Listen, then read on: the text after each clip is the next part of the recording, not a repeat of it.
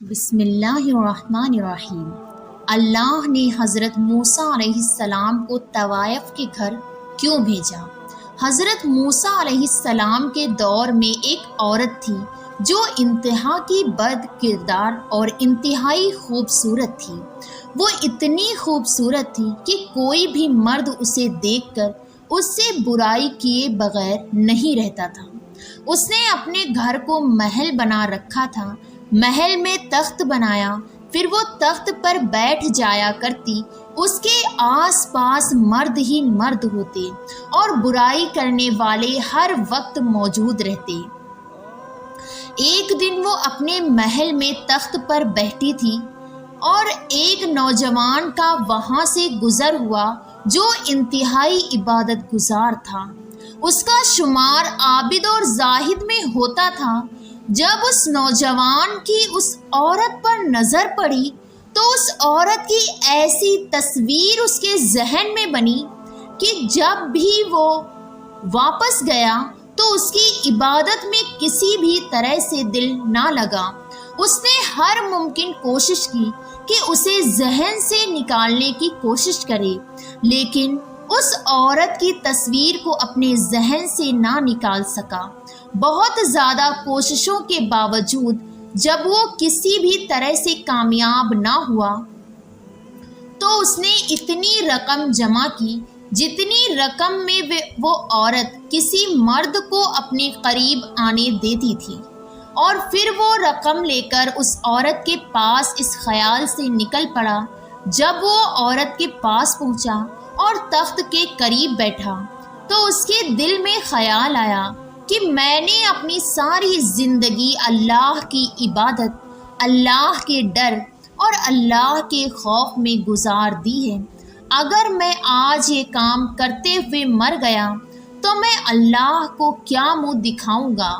بس اس خیال کا آنا تھا کہ اگر میں آج یہ کام کرتے ہوئے مر گیا تو میں اللہ کو کیا منہ دکھاؤں گا۔ اس کا جسم کانپنے لگا۔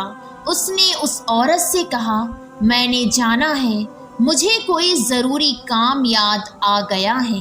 عورت کہنے لگی، چلے جانا، لیکن جس کام سے آئے تھے وہ تو کرتے جاؤ۔ نوجوان نے صاف انکار کیا۔ عورت کے بار بار اصرار کرنے پر وہ کہنے لگا، میں نے اپنی ساری زندگی اللہ کی عبادت میں گزار دی ہے اور اب میں یہ کام کر کے اللہ کو ناراض نہیں کر سکتا۔ اور وہاں سے یہ کہہ کر وہ چل نکلا۔ جب وہاں سے چلا گیا تو عورت نے سوچا کہ میں اتنی حسین و جمیل اور اتنی خوبصورت عورت ہوں کہ آج تک جو بھی مرد میرے قریب آیا ہے مجھ سے برائی کیے بغیر نہیں رہ سکا۔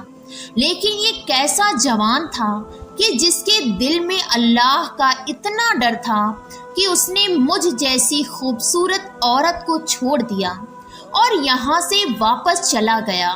جب اس خیال نے اسے بار بار جھنجھوڑا تو اس نے یہ سوچ لیا کہ آج کے بعد میں بھی یہ کام نہیں کروں گی اور اللہ سے توبہ کر لوں گی۔ اسی ڈر سے وہ حضرت موسیٰ علیہ السلام کے پاس گئی کہ وہ اللہ کے نبی ہیں، میں ان سے جا کر دریافت کروں کہ کیا میرے جیسی گنہگار عورت کے لیے بھی توبہ کی کوئی گنجائش اللہ کے یہاں موجود ہے یا نہیں۔ جب وہ عورت حضرت موسیٰ علیہ السلام کے پاس گئی تو حضرت موسیٰ علیہ السلام لوگوں کو تعلیم دے رہے تھے۔ عورت نے اس مجمع میں سے کسی مرد کو بلایا اور کہا کہ حضرت موسیٰ علیہ السلام سے کہو کہ فلاں عورت ہے، وہ آپ سے ملنا چاہتی ہے۔ اس مرد نے جا کر بھرے مجمع میں زور سے کہا کہ موسیٰ، فلاں عورت آپ سے ملنا چاہتی ہے۔ اب تو وہ نامی غرامی عورت تھی۔ حضرت موسیٰ علیہ السلام کو غصہ آیا۔ آپ نے بہت زیادہ سختی سے کہا، اس سے کہو یہاں سے چلی جائے، میں اس سے ملنا نہیں چاہتا۔ اس بندے نے جا کر عورت کو پیغام دیا کہ حضرت موسیٰ علیہ السلام کہتے ہیں میں تم سے نہیں ملنا چاہتا۔ اسے کہو یہاں سے چلی جائے۔ وہ عورت ٹوٹے ہوئے دل کے ساتھ وہاں سے واپس چلی گئی اور راستے میں زار و قطار روتی گئی۔ دل میں یہ سوچتی گئی کہ شاید میں اتنی بری ہوں کہ اللہ کے نبی صلی اللہ علیہ وسلم بھی مجھ سے بات نہیں کرنا چاہتے اور نہ ہی ملنا چاہتے ہیں۔ اب تو میری بخشش کسی بھی صورت میں نہیں ہو سکتی۔ گھر آ کر اس نے اپنے آپ کو کمرے میں بند کیا اور اسے اور تو کچھ پتہ نہ تھا، لیکن اس نے کہیں سے سنا تھا کہ جب اللہ کو منانا ہو تو سجدے میں اللہ سے معافی مانگو۔ وہ سجدے میں گری اور روتی رہی، گڑ گڑاتی رہی، اللہ سے معافی طلب کرتی رہی۔ اتنی ہی دیر میں دروازے پر دستک ہوئی۔ اس نے سوچا کہ شاید مجھ سے کوئی برائی کرنے والا نیا مرد آیا ہے، کیونکہ مردوں کا آنا جانا تو اس کے پاس لگا ہی رہتا تھا۔ اس نے کہا کچھ بھی ہو جائے میں دروازہ نہیں کھولوں گی، لیکن دروازے کی دستک اور تیز ہوتی گئی۔ اس نے بھی آخر ہمت کی اور ہمت کر کے دروازہ کھولا۔ کیا دیکھتی ہے کہ سامنے اللہ کے نبی حضرت موسیٰ علیہ السلام کھڑے ہیں۔ اس عورت نے حیرانی سے پوچھا، اے اللہ کے نبی موسیٰ، آپ میرے دروازے پر کیسے؟ حضرت موسیٰ علیہ السلام نے فرمایا، دراصل جب تم میرے پاس آئی تھی تو میں لوگوں کو تبلیغ کر رہا تھا اور میں نے خود تم سے ملنے سے انکار کیا، لیکن جب تم چلی گئی تو حضرت جبریل علیہ السلام میرے پاس آئے اور اللہ کا پیغام دیا کہ اللہ فرماتا ہے، اے میرے پیغمبر، میری ایک بندی آپ سے میرا راستہ پوچھنے آئی تھی، آپ نے تو اسے ڈانٹ ڈپٹ دیا اور مجھے اللہ نے حکم دیا کہ تم اس کے گھر جاؤ اور اسے جا کر کہو کہ آج تم نے توبہ کی ہے تو اللہ تم سے اتنا خوش ہے کہ اللہ نے تمہارے سارے گناہ معاف کر دیے ہیں۔ اگلے دن اس عورت نے سوچا کہ اب میرا اس بستی میں رہنا بالکل مشکل ہے، کیونکہ یہاں پر اگر میں رہتی ہوں تو یہاں پر تو تمام لوگ مجھ سے برائی کرنے کے لیے آئیں گے، اور کیونکہ اب میں نے توبہ کی ہے تو مجھے اس بستی کو چھوڑ دینا چاہیے۔ چنانچہ اس عورت نے اس بستی کو چھوڑ دیا اور اس نوجوان کی تلاش میں نکلی جس کی وجہ سے اس نے توبہ کی تھی۔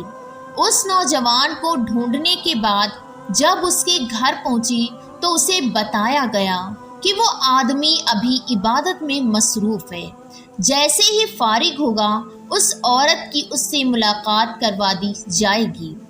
وہ عورت گھر کے صحن میں بیٹھ گئی اور اس کا انتظار کرنے لگی۔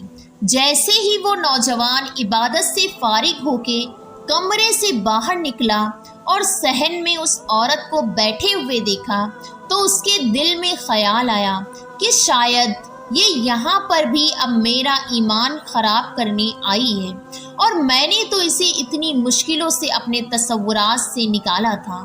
وہ نوجوان وہیں پر گرا اور اس کی روح پرواز کر گئی۔ عورت نے اس نوجوان کے گھر والوں کو بتایا کہ پہلے میں ایسی تھی، یہ نوجوان میرے پاس آیا اور اس کی صحبت کی وجہ سے مجھے توبہ کی توفیق نصیب ہوئی۔ میں نے اپنی پہلے والی زندگی سے توبہ کی ہے اور میں یہاں اس سے ملنے آئی تھی کہ شاید اب یہ مجھ سے نکاح کر لے۔ اسے بتایا گیا کہ اس کا ایک اور بڑا بھائی ہے، اس سے پوچھ لیتے ہیں، اگر وہ آپ سے نکاح کر لیتا ہے تو ہمیں کوئی اعتراض نہیں۔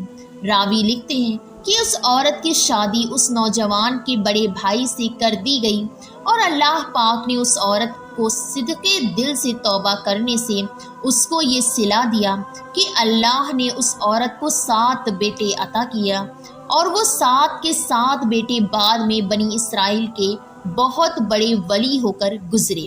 السلام علیکم ورحمۃ اللہ وبرکاتہ۔